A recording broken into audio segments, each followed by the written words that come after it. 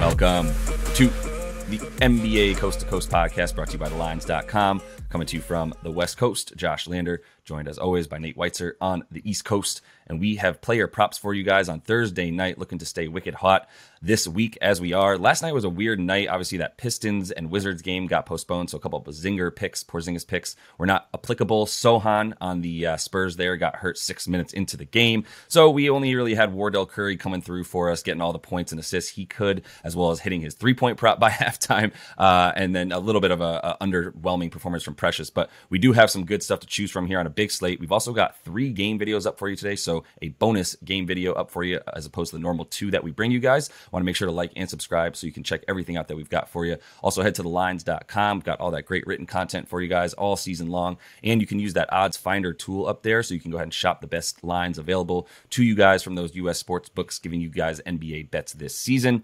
Nate, let's go ahead and jump right into your first NBA player prop for tonight. My boy Jimmy Buckets. Yeah, the Jazz just don't miss at home on that Precious Achiuwa prop. He only had 6 boards because the Jazz scored 131 yet again. But moving on, should be plenty of misses in the Heat and Knicks. It should be a classic rivalry bruising match. And Jimmy has enjoyed those types of games. His last 7 against the Knicks, including 4 at MSG, averaging 24 points, 7 rebounds, 6.5 assists. In his last 4 since the Heat flopped in Dallas, he's averaging 24.5 points. Nice 26% usage rate, playing 34 minutes per game. And he's averaging 22 on a 27% usage rate since the start of January, since, he's really kind of tried to get the Heat on track here, get them out of that play-in status and into good position for the playoffs. 21.5 points is pretty low as a starting point. About even money on FanDuel. I definitely think he gets there. If you want a little more juice, though, I think the steal/blocks at plus 130 at MGM is real juicy. He's coming off a 5 steal game, right? He has like 11 steals in his last 4. He is an absolute thief. And while Jalen Brunson does a great job taking care of the ball, Grimes and RJ Barrett and those other guys on the wing and Julius Randle has been a turnover machine against the Heat. I think there's definitely a lot of opportunities for Jimmy to get some swipes there.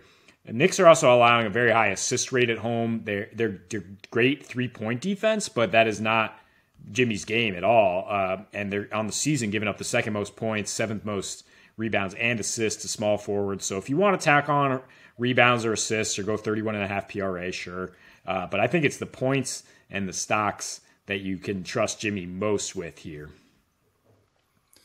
It makes sense. I'm definitely taking the stocks. I mean, a man who can get 5 steals in a game and has been just completely picking all the pockets at plus 130 for him to get 3 of them. I love that. I want to add the assists. I know he hasn't been quite diming up as much lately in the last 4 since that Dallas loss, like you mentioned, only about less than 4 assists a game.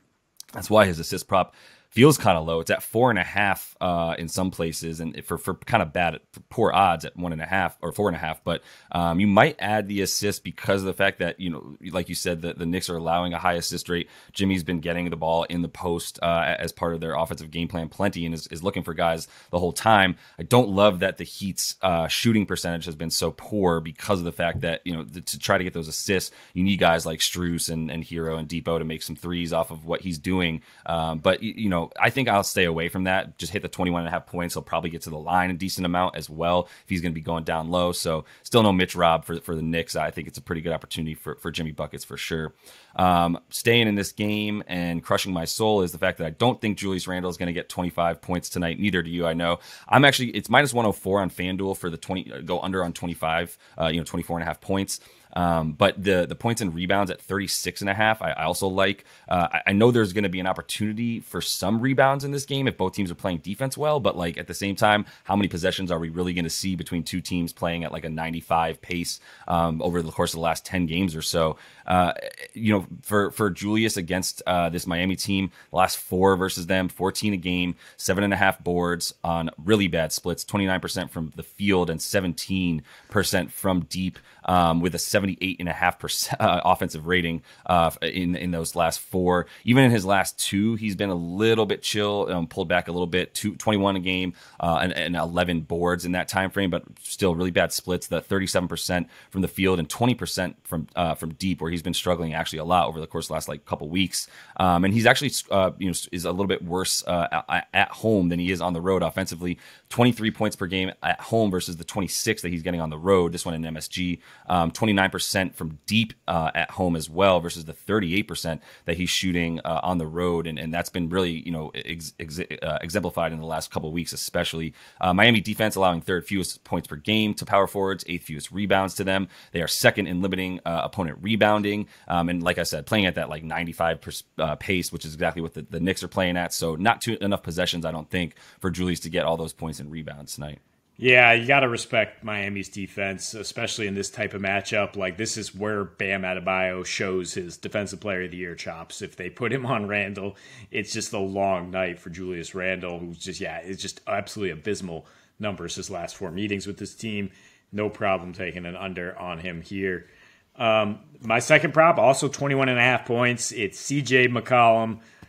For the Pels, he's been slowed down a little bit. I mean, his usage dipped in the first 3 games with Ingram back, but went up to a 27% usage rate, got to 21 points at Denver. Tougher matchup than tonight, I guess, at Dallas. Dallas still without Wood and Kleba.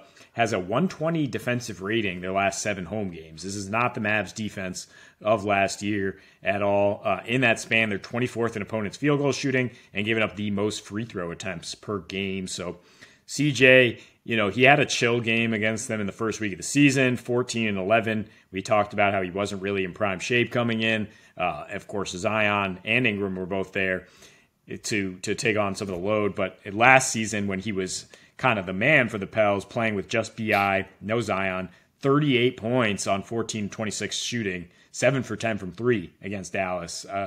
So he can definitely light it up in this matchup. I think anytime you're facing Luka, it's going to be a bit of a shootout in terms of individual performances. I think that bring out the most in CJ here, and he gets his points.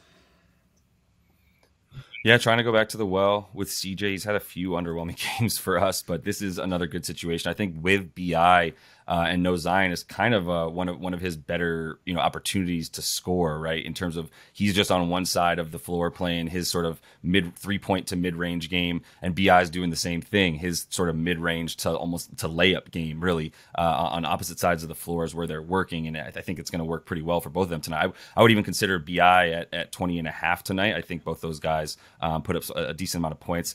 I also kind of like Joe Val with the way Dallas has been playing poorly down low. So I guess I just kind of like the Pellies is what I'm saying in this one. We've taken some points as well, so it could be a good opportunity for them. But if they do win it or cover that 4.5 that they're at right now, I think you definitely expect big games from all 3 of those guys, McCollum and BI and probably Joe Val. So I'm going to close things out with my boy. I like Mason Plumlee here, killing it for the fantasy squad this season. 24.5 points and rebounds, minus 105 on DK. The double-double is only minus 120 for the kid right now. I say the kid, he's been in the league forever. But he's hit the 24.5 points and rebounds in 11 of his last 13. That also includes against Chicago, where they're playing tonight, 21 points, 14 boards, and 4 assists. Don't sleep on his assists, by the way. He does get about 3 or 4 of those a game.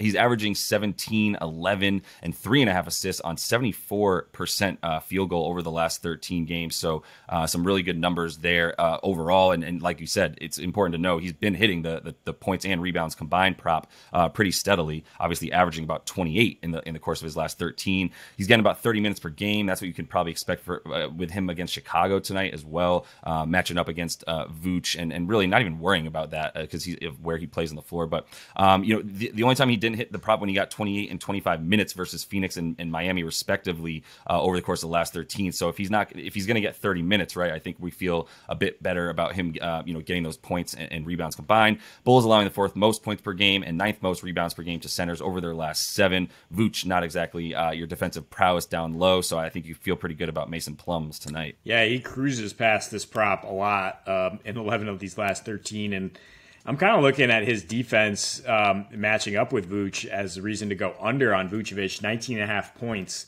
is way higher than we've seen from Vooch's prop lately, because he's coming off a couple nice games against Orlando and the Clips. But prior to that, Plumlee helped hold him to 12 points, 9 rebounds on poor shooting. He had actually gone under 19 points in 11 of 14 before those nice 2 games. So that's another one to think about as we look at what might be another kind of ugly game between these two after what we just saw the last time. Yeah, ugly all around, but might work in Charlotte's favor. Once again, we'll see. That is all the time either way that we have for you guys looking to stay hot with you on these player props. Make sure to like and subscribe. Got all 3 game videos up for you today and these player props. So until we see you next, happy betting.